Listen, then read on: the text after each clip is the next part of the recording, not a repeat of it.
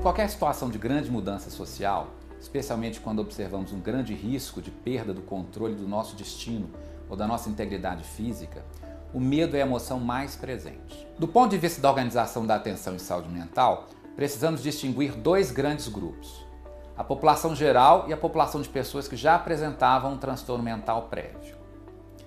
Na população geral, as respostas psicológicas e comportamentais comuns incluem reações de luto, angústia, insônia, sintomas de ansiedade, diminuição da percepção de segurança, raiva e aumento da procura aos cuidados de saúde devido a temores de estar doente ou de ter sido contaminado. Também podemos observar o aumento de alguns comportamentos de risco à saúde, especialmente se houver isolamento social, como o aumento do uso de álcool e tabaco, aumento dos conflitos familiares e até violência, principalmente contra mulheres e crianças. Na verdade, pessoas de qualquer faixa etária podem ser atingidas e devemos pensar primeiramente nos mais vulneráveis, como as crianças, idosos e quem já tem problemas de saúde mais graves.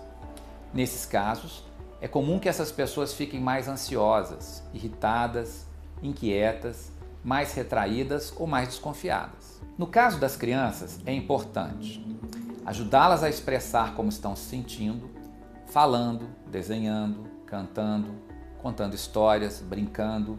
Aqui é muito importante ouvirmos sem criticar. Forneça a elas instruções claras, de forma bem simples e objetiva. É importante que mantenham uma rotina com horários de dormir, acordar, fazer as refeições, estudar e brincar. As crianças devem ficar juntos às suas famílias, sempre que for possível e seguro, de preferência com os pais. Se isso não for temporariamente possível, oriente para que utilizem os recursos de chamadas de vídeo algumas vezes ao dia. Orientem também os pais e cuidadores para que observem o próprio comportamento. Evitem gritar ou serem ríspidos. Essa situação é difícil para todos, o que exige um exercício de calma e paciência. Os pais e cuidadores de crianças, idosos ou de pessoas com deficiência, profissionais de saúde e todos que têm papel vital e precisam se expor, ficam especialmente sobrecarregados.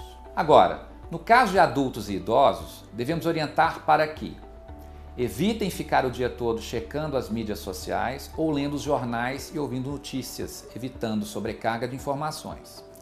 Fazer isso pode te deixar mais estressado e ansioso, portanto é importante delimitar um momento e horário específico para isso. Preencham seu tempo com informações otimistas e atividades prazerosas. Separem horários para trabalho, lazer e interação familiar. Incluam na sua rotina ações de autocuidado, exercício físico, meditação ou relaxamento, uma alimentação saudável. Faça uma lista das tarefas por ordem de prioridade e procure resolvê-las uma a uma. Deixem as demandas não urgentes para depois. Uma boa dica para manter o foco é estabelecer pequenas recompensas após a realização de cada tarefa. Se há uma preocupação com a situação financeira, uma boa dica é organizar uma tabela com seus ganhos e seus gastos. Estabelecer quais gastos são essenciais e os que podem ser cortados. Uma minoria dos indivíduos desenvolverá distúrbios como ansiedade patológica, estresse pós-traumático, depressão ou ideias de autoextermínio, que requerem tratamento especializado. Nesses casos, não hesitem em oferecer ajuda para facilitar o acesso das pessoas aos serviços especializados. As pessoas que já apresentavam um transtorno mental prévio também se constituem em um grupo de risco importante, em virtude da perspectiva de agravamento dos sintomas da doença ou pela dificuldade em acessar atendimento especializado. Nesse caso, precisamos estar atentos aos pacientes com sintomas psicóticos, especialmente se apresentam delírios e alucinações, com pessoas com comportamento obsessivo, pacientes expostos a traumas psicológicos graves e pacientes com histórico de quadros depressivos mais severos, especialmente se tiverem histórico de tentativas de autoextermínio. Esses pacientes não devem interromper o tratamento,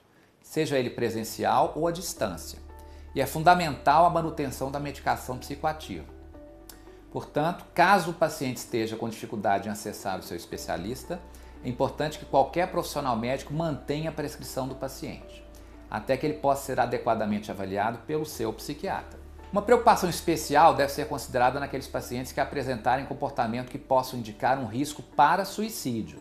Ao contrário do que muita gente pensa, a maioria dos pacientes que apresentam ideias de morte comunica seus pensamentos e intenções. Frases como eu preferi estar morto, ou eu não posso fazer nada, ou eu não aguento mais, eu sou um perdedor e um peso para os outros vão ser mais felizes sem mim, podem caracterizar uma situação de limite pessoal e devem ser esclarecidas, principalmente se associadas a condições de depressão, desesperança, desamparo e desespero, os chamados 4Ds. Nesse caso, é preciso investigar cuidadosamente o risco de suicídio. São particularmente mais vulneráveis pacientes portadores de transtornos mentais, como depressão, transtorno bipolar, dependência química, esquizofrenia, pessoas muito impulsivas e que já tiveram um episódio de tentativa prévia de autoextermínio. Devemos considerar então as seguintes situações. Baixo risco. A pessoa teve alguns pensamentos suicidas, como eu não consigo continuar, eu gostaria de estar morto, mas não fez nenhum plano para se matar. Médio risco. A pessoa tem pensamentos suicidas, já pensou em como se matar, mas não tem planos de cometer suicídio imediatamente. E alto risco. A pessoa tem plano definido, tem os meios para fazê-lo e planeja fazê-lo prontamente. Muitas vezes já tomou algumas providências prévias e parece estar se despedindo. Ofereça apoio emocional. Trabalhe com os sentimentos e focalize nos aspectos positivos do paciente. Entre em contato com a família, amigos ou pessoas próximas e oriente sobre medidas de prevenção ao suicídio, como impedir o acesso aos meios para se matar, como medicações, veneno ou acesso a lugares altos. Faça um contrato, negocie, extraia uma promessa sincera da pessoa de que ela não vai cometer suicídio até conversar com um profissional de saúde mental. O objetivo é ganhar tempo até conseguir ajuda especializada ou até que as medidas tomadas comecem a dar resultado. Para os casos de alto risco, recomendamos as seguintes ações. Primeira, nunca deixe a pessoa sozinha. E segundo, por tratar de uma emergência médica, encaminhe a pessoa para o serviço de pronto atendimento psiquiátrico imediatamente. Espero ter contribuído com vocês no fornecimento de algumas ferramentas úteis para que possam atender os pacientes de forma mais segura e eficiente, especialmente em tempos tão difíceis. Um grande abraço.